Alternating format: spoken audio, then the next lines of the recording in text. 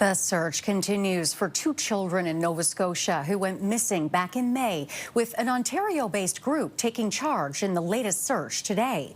The group, called Please Bring Me Home, is organizing today's search, hoping to find leads in the disappearance of 4-year-old Jack Sullivan and 6-year-old Lily Sullivan. An investigation into the disappearances is ongoing as police say they're combing through hundreds of tips, video files, and formal interviews. Multiple searches have already been conducted by police of the heavily wooded areas near the children's home. And joining us now is Robert Parker, warden of the municipality of the county of Pictou. Warden Parker, good to have you with us. It's been more than 6 months since Jack and Lily were reported missing. Talk to us about this new search.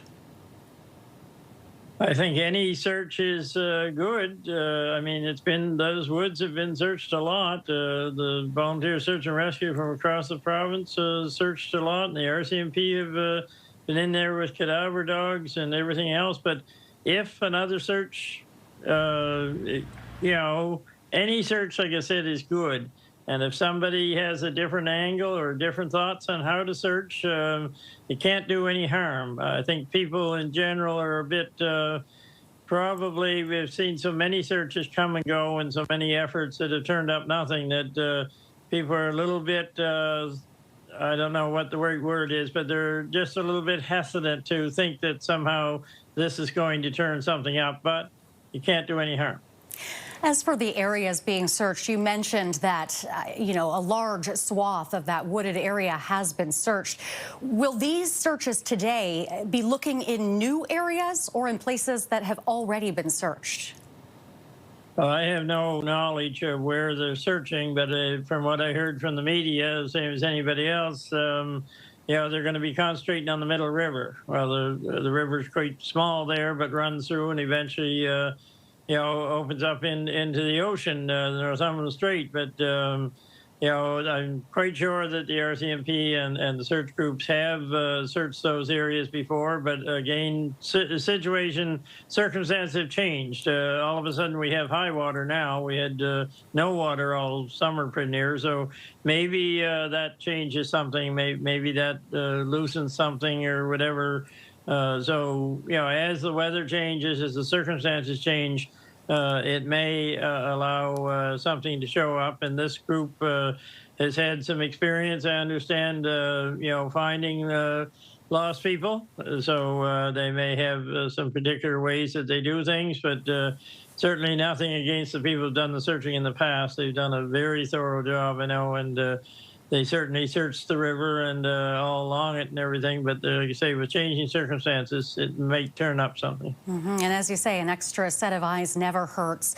It's been 6 months. What kind of impact is this all having on the community? Oh, I think it hurts a lot. It still hurts for a lot of people, I would say, in the whole county. It's not a natural thing to happen, to have our little ones just vanish off the face of this earth. That is not a natural occurrence. So I think there's a bit of hope still there. I have a bit of hope, and I know others have hope, but that hope dwindles a bit, especially now as we approach winter, and we're soon going to be covered with the white stuff, and everything's going to freeze up, including the river. So another 6 months goes by before you can really have much chance of finding anything. So this is sort of a last chance before the weather closes in on us here, I guess. But no, the county attitude, I think, is now. This is just from the people I've talked to. This is not on behalf of my council. I can't speak on behalf of my council because we don't address this issue.